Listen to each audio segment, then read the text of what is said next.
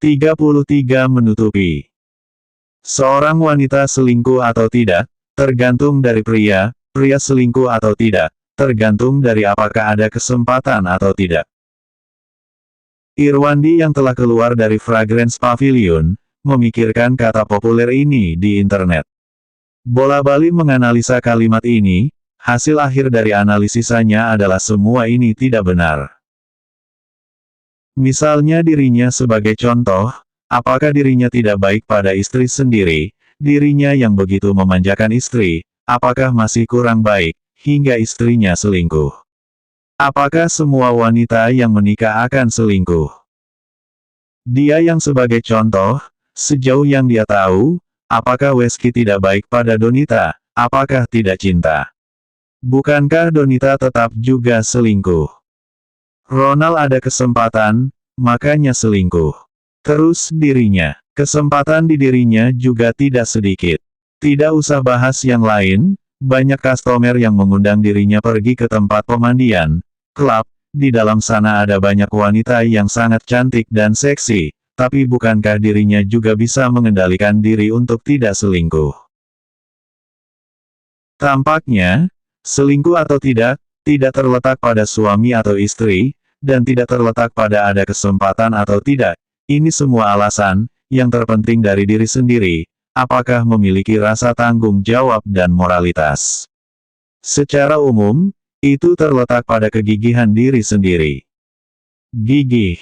Iya, dirinya sekarang sedang gigih.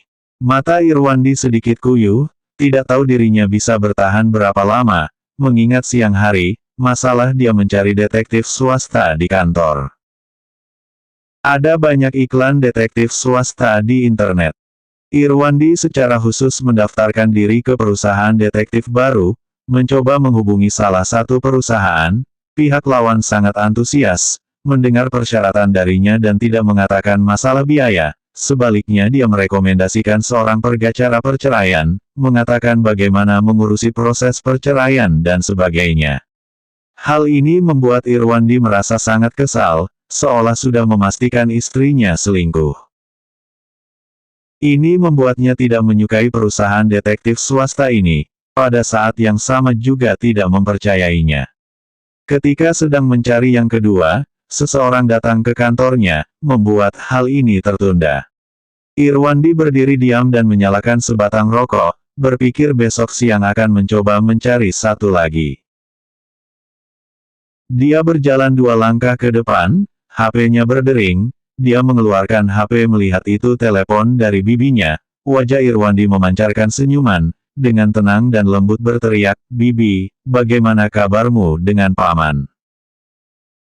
Kamu masih bisa memikirkan kesehatanku ya?" Bibi bertanya dengan aneh di HP, "Lihat dirimu, sudah berapa lama tidak menelepon?"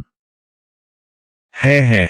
Irwandi tersenyum dengan ramah, "Bibi, akhir-akhir ini aku sangat sibuk, baru kembali dari training, tolong maafkan aku." Tidak menunggu bibinya menjawab, dia terus berkata, "Bibi, kenapa malam-malam telepon kemari? Apakah ada masalah?"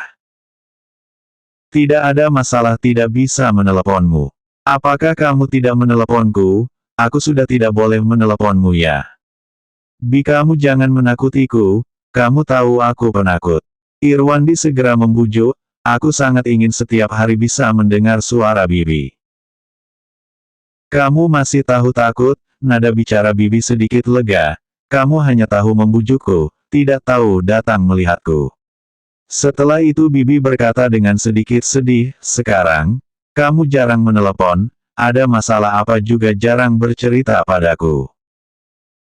"Hehe." Irwandi tersenyum dengan ramah dan berkata, "Bibi, keadaanku sekarang sangat baik. Jangan khawatirkan aku." "Bagaimana aku tidak mengkhawatirkanmu?" Bibi mengeluh, berkata, "Sekarang aku akan mengambil cuti tahunanku, bersiap-siap ke sana, melihat bagaimana keadaanmu." "Ah!" Irwandi berteriak kaget hampir mengatakan keadaan pernikahannya sekarang, bagaimana bisa membiarkan bibinya datang. Dia sibuk berkata, "Bibi, sekarang sudah bulan Oktober akhir, masalah di perusahaan lebih banyak, aku sangat sibuk. Dan, beberapa bulan lagi sudah tahun baru, Tiba waktunya aku akan pulang melihatmu, oke? Kamu, Bibi baru bersiap-siap mengeluh. Irwandi sudah menyela, berkata, Bibi, 2 hari yang lalu aku baru mengobrol dengan adik, melihat keponakanku sangat imut, kebetulan kamu menggunakan cuti tahunan kali ini, pergilah melihat adik sepupu. Pada saat yang sama sekalian tinggal beberapa hari, agar adik sepupu lebih santai. Tidak ingin aku pergi, dan jangan gunakan keponakanmu sebagai alasan. Bibi berkata dengan sedih, berbicara tentang anak, apa yang kalian pikirkan? Apakah tidak menginginkan anak? Kamu ingin membuat keluarga Zhang tidak memiliki keturunan. Kali ini aku pergi, untuk mendesak Marena untuk segera hamil. Mendengar kata-kata ini, kepala Irwandi tiba-tiba membesar. Sekarang dirinya tidak tahu pernikahannya nanti akan seperti apa, ditambah Bibi ingin mendesak Marena hamil, bukankah ini akan semakin kacau? Lagi pula, Marena belum tentu akan mendengarkan Bibi. Irwandi membujuk, Bibi, sekarang aku sangat sibuk di perusahaan. Masalah anak, aku dan Marena sedang mempertimbangkannya. Kamu tidak usah khawatir, kami pasti akan memiliki anak.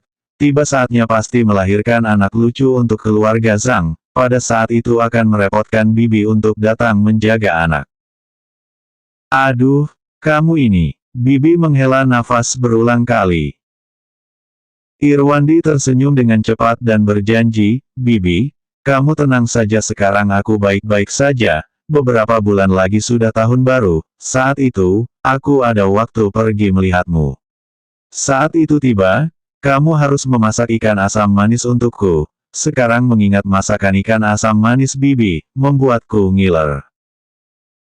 Setelah Irwandi membujuk di telepon, akhirnya Bibi membatalkan niatnya.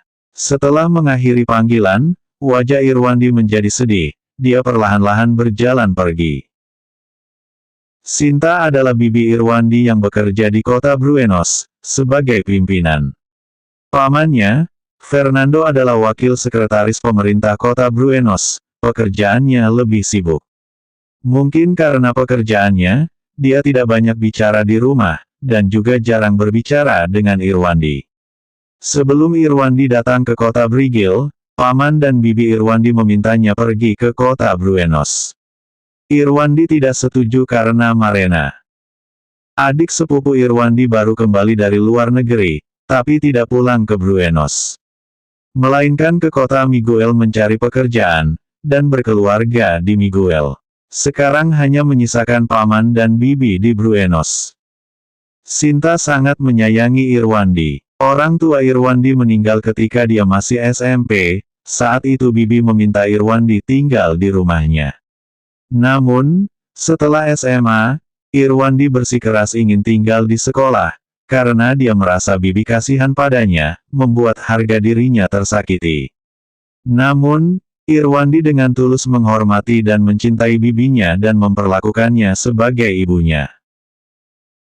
Ketika Irwandi jatuh cinta pada Marena, Sinta tidak setuju, terutama ketika dia mendengar Irwandi akan pergi ke kota Brigil. Karena Irwandi bersikeras, Bibi hanya menyetujuinya dengan terpaksa.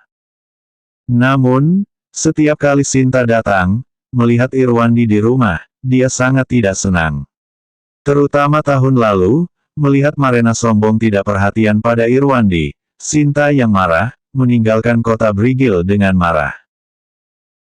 Mengingat setiap kali Bibi menelepon, selalu mengungkit masalah anak.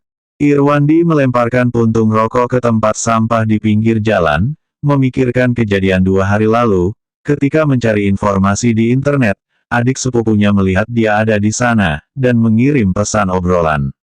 Keduanya mengobrol sebentar dan melihat foto anak adik sepupunya, mengatakan dirinya tidak iri itu palsu, tidak tahu kapan dirinya bisa memiliki anak. Irwandi menyeringai, sekarang pernikahannya dalam masalah, masih membahas anak apa. Dia melihat jam, sudah tidak awal lagi, dia berhenti, berdiri di pinggir jalan, siap melambaikan tangannya. Tiba-tiba, dia melebarkan matanya, menatap jalan, melihat lampu merah di depannya, mobil merah modern istrinya sedang berhenti menunggu lampu merah. Irwandi menyipitkan matanya lagi, dan itu memang mobil istrinya. Dia mengeluarkan HP ingin menelepon istrinya, tapi setelah dipikir-pikir, dia menyimpannya kembali. Mobil tidak bisa putar balik di sini, istrinya harus putar balik di depan, untuk menjemputnya, ini sedikit merepotkan. Ini memang mobil Marena, dan dia sedang menyetir, namun Sojun duduk di samping pengemudi. Setelah keluar dari Fragrance Pavilion, Marena ke kasir membayar tagihan, awalnya bersiap-siap menyetir mobil pulang ke rumah, tidak disangka Sojun mengatakan dirinya tidak rela, memaksa masuk ke mobil, memintanya mengantar pulang. Setelah berhenti sebentar di tempat parkir, Marena yang tidak berdaya, hanya bisa menyetujui Sojun, namun, seperti yang dibicarakan sebelumnya, sesampai di pinggir jalan, Sojun harus turun, lalu Marena pulang ke rumah. Ketika Irwandi sampai ke rumah, bersiap-siap ke kamar mandi, dia melihat pintu kamar mandi tertutup, mendengar ada suara mandi di dalam, dia meninggalkan ruang tamu, menyeduh teh, duduk di sofa menonton televisi. Setelah menonton sebentar, ketika melihat Marena selesai mandi, Irwandi tersenyum dan berkata, "Istriku, malam ini kamu makan apa? Ada makan enak tidak? Kamu tidak masak? Aku bisa makan apa?" Jawab Marena mengeluh sambil menyeka rambutnya dengan handuk, "Hanya makan fast food. Lalu pulang sibuk sampai sekarang." Marena juga tidak tahu mengapa, melihat tatapan jujur suaminya, tanpa sadar ingin menjelaskan sesuatu. Ini sesuatu yang tidak dia rasakan sebelumnya. Sebelum kembali ke rumah, Irwandi sengaja berjalan ke garasi, melihat mobil modern merah istrinya, terparkir di sana, dia menyentuh kap mobil dengan tangannya, kapnya masih panas, seharusnya baru berhenti tidak lama. Setelah pulang ke rumah, dia memang tidak berencana bertanya kepada istri mengapa baru pulang mandi. Namun, mendengar kebohongan istrinya, membuat hati Irwandi sedih. Dia menyesap teh, meletakkan gelas teh dan berkata, "Kalau begitu besok malam aku akan pulang membuat makan malam." Jawab Marena, berbalik ke kamar, "Kamu juga mandi lebih awal." Marena yang sekarang merasa sangat bersalah dan tidak ingin menatap mata jujur suaminya. Melihat istrinya memasuki kamar, mata Irwandi menjadi gelap. Jelas-jelas istrinya baru sampai di rumah, kenapa harus berbohong? Dan tanpa ditanya oleh dirinya. Kalau teman biasa, tidak perlu berbohong. Ini artinya istrinya malam ini berkencan dengan selingkuhan. Dan, sangat memungkinkan istrinya berhubungan badan dengan selingkuhannya, kalau tidak mengapa begitu pulang langsung bergegas mandi, dan ketika bertemu dirinya hanya asal menanyakan beberapa kalimat, memberikan penjelasan menutupi kebohongan sendiri, itu semua karena takut ditanya terus. Irwandi memegang cangkir itu erat-erat, besok harus segera mencari detektif. Lalu dia berpikir, besok adalah tanggal pergi ke rumah sakit, mengambil hasil pemeriksaan. Setelah hasilnya keluar, dirinya sudah bisa tenang. Semuanya hanya perlu menunggu besok. 34 Mencari perusahaan detektif. Setelah pagi hari sampai di perusahaan, Irwandi yang melihat dokumen sebentar, menelepon ke perusahaan mengatakan dia ada urusan keluar sebentar, kalau ada sesuatu silahkan meneleponnya. Dia pergi ke rumah sakit. Setelah keluar dari mobil, di pintu masuk rumah sakit, Irwandi menundukkan kepalanya, membawa tas berjalan masuk ke tempat pengambilan hasil tes, dia menyerahkan faktur pembayaran tes. Perawat wanita berpakaian putih, mengambil faktur itu dari tangan Irwandi, melihat kode faktur, kemudian menundukkan kepala mencari setumpuk laporan, lalu sangat cepat menemukannya, dan menyerahkan kepada Irwandi dengan senyum, "Tuan, kalau ada yang tidak dimengerti, bisa langsung tanyakan ke dokter," ucap suster, memberi isyarat ke depan dengan tangannya. "Terima kasih." Irwandi tersenyum dan berterima kasih padanya, dia ingin terlihat sealami mungkin, lalu berbalik pergi, namun, tubuhnya sangat kaku. Berjalan sampai di sudut tangga, lalu berhenti. Irwandi menatap tangannya, melihat laporan dengan gemetar, wajahnya sangat gugup, mengulurkan tangan yang kaku dan gemetar, ingin membuka dan melihatnya, tapi tidak berani, seolah di dalam ada makhluk menakutkan. Dia memejamkan matanya, menarik nafas dalam-dalam, dan mengeluarkannya. Irwandi membuka matanya, dan dengan cepat membuka laporan. Setelah melihat hasil laporan, dia tertegun. Dan tidak mengerti. Apa artinya ini? Apakah rumah sakit tidak melakukan tes? Irwandi memegang laporan pergi ke ruang dokter. Ketika dia melihat pintunya tertutup, dia mengetuk pintu, dan terdengar suara dari dalam. Irwandi duduk di kursi sebelah pintu. Selang beberapa saat, dia melihat seorang wanita, memegang sebuah laporan di tangannya, lalu menundukkan kepala pergi dengan cepat. Irwandi mengambil laporan itu masuk, melihat dokter yang menyambutnya, lalu menyerahkan laporan, berkata, "Apa kabar dokter, tolong bantu aku lihat laporan ini." Dokter segera mengenali Irwandi, terlebih dia memegang kondom yang sudah digunakan penuh dengan cairan untuk dilakukan tes. Jadi kesan dokter padanya sangat dalam. Dokter menerima laporan itu, tersenyum dan berkata, "Tuan, silahkan duduk." Setelah melihat sebentar, dokter mengangkat kepala menatap Irwandi, tersenyum dan berkata, "Sebenarnya hari itu aku sudah mengatakan kepadamu, hasil ini sangat sulit dipastikan. Tapi karena kamu bersikeras melakukannya hari itu, jadi pihak rumah sakit menerimanya." Hasil pemeriksaan umumnya hanya ada 3 kesimpulan. Yang pertama memastikan hubungan darah, yang kedua menyangkal hubungan darah, kesimpulan terakhir adalah tidak ada hubungan darah. "Kenapa laporanku tidak pasti?" tanya Irwandi menatap dokter. "Tuan, jangan gegabah. Dengarkan penjelasanku." Dokter tersenyum dan berkata, "Sejujurnya, aku sendiri yang membuat laporanmu dan aku juga yang menulisnya. Ketika membuat laporan, ada perbandingan yang serupa, tapi tidak banyak, jadi aku tidak bisa memastikannya." "Apakah itu artinya, kemungkinan ini orang yang sama, dan ada juga kemungkinan orang yang berbeda?" tanya Irwandi dengan gugup. "Bisa dikatakan begitu," dokter berkata, "yang terpenting sampel yang kamu berikan. Kalau kamu ingin melakukannya, seharusnya memberikan sampel seperti darah, rambut atau sejenisnya. Kalau rambut, lebih baik jangan yang rontok." Irwandi yang sedikit linglung, tidak berniat mendengarkan penjelasan dokter. Ini semua tidak lebih karena kegagalan tes kali ini. Namun, dokter mengatakan ada persamaan.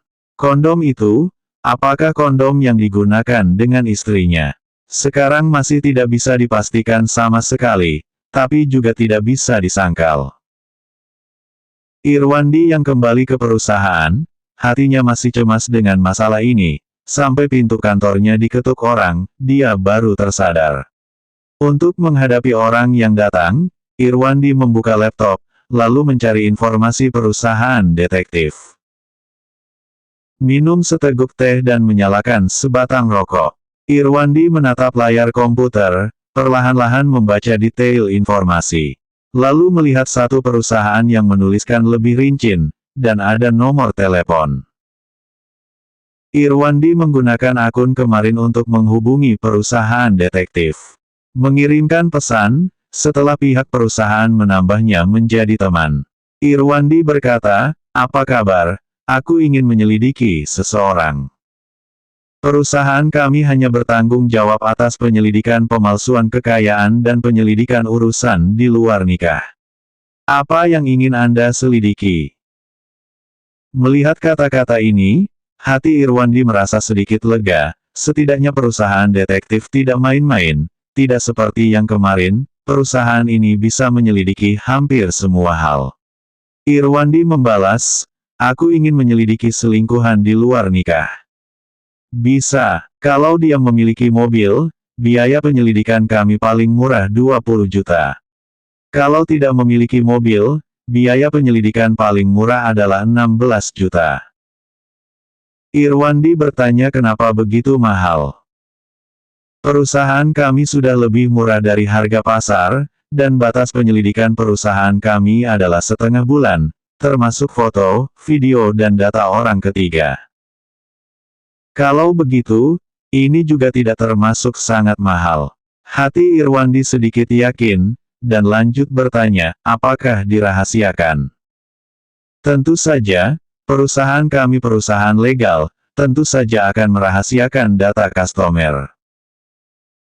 Kalau begitu bagaimana cara pembayaran, dan bagaimana aku menerima data hasil penyelidikan kalian? Tanya Irwandi. Pertama-tama kamu harus menyediakan informasi dasar orang yang akan diselidiki, lalu setelah kami menyelidiki, dalam waktu 1 minggu akan menghubungimu, dan mengirimkan hasil penyelidikan untukmu. Semua tergantung atas kenyamanan Anda, mengirim via email, pos atau kamu sendiri yang mengambilnya juga bisa. Setelah kamu menerimanya, kami akan memberimu nomor rekening, kamu bayar setengahnya, setelah selesai baru bayar lagi. Melihat penjelasan detail dari pihak perusahaan, Irwandi sedikit ragu, menggertakkan gigi, mengirimkan nama Marena, bekerja di mana, alamat del kepada mereka. Setelah pihak detektif menerimanya, Irwandi mematikan telepon. Di hari yang sama, Octavia yang melihat Ronald tidak setuju untuk bercerai, juga kepikiran untuk mencari perusahaan detektif menyelidiki bukti perselingkuhan Ronald. Namun dia memiliki orang tua murid yang bekerja di kantor polisi. Setelah ragu seharian, Octavia menggunakan alasan untuk keperluan teman, meminta orang tua murid memperkenalkan satu perusahaan detektif. Setelah orang tua murid mengenalkan perusahaan detektif ini, Octavia berdiskusi dengan pihak perusahaan di siang hari. Saat ini Marena yang tidak tahu apa-apa, sedang duduk di dalam kantor, mengambil HP dan melihatnya. Setelah beberapa saat, dia merasa ada aneh, Sojun tidak mengirimkan pesan padanya siang hari ini, biasanya Sojun selalu mengirim pesan padanya di siang hari. Setelah berpikir sesaat, Marena inisiatif mengirim pesan WeChat pada Sojun, setelah menunggu beberapa saat, tidak mendapat balasan Sojun. Hatinya mulai curiga. Setelah mempertimbangkannya, dia memutuskan untuk menelepon Sojun. Dan saat ini Sojun berada di tempat parkir di bawah perusahaannya, lehernya merah dan besar, menggertakkan gigi sambil mengepalkan tangan dengan erat, menatap rekan kerjanya Welly dengan hina. Ternyata selama istirahat siang, Welly mengirimkan pesan ke Sojun memintanya untuk datang ke tempat parkir di bawah. Awalnya dia ingin mengabaikannya, tapi setelah beberapa saat, dia menerima foto dari WeChat Welly. Foto itu menunjukkan dia dengan Marena berada di kota Hainan. Saat ini dia terpaksa datang menghampiri. Datang ke sudut tempat parkir bawah tanah, melihat Welly menatapnya dengan bangga. Sojun yang marah bertanya dengan pelan, "Welly, apa maksudmu? Dari mana kamu mendapatkan foto ini?"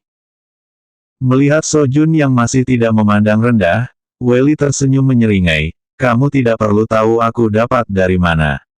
Kalau aku mengirimnya di grup perusahaan, menurutmu akan ada konsekuensi seperti apa? Kalau istrimu tahu, akan memiliki akhir yang seperti apa?"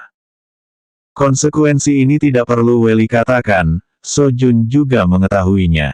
Lalu, dia langsung bertanya, "Katakanlah. Berapa yang kamu inginkan, aku beli foto itu.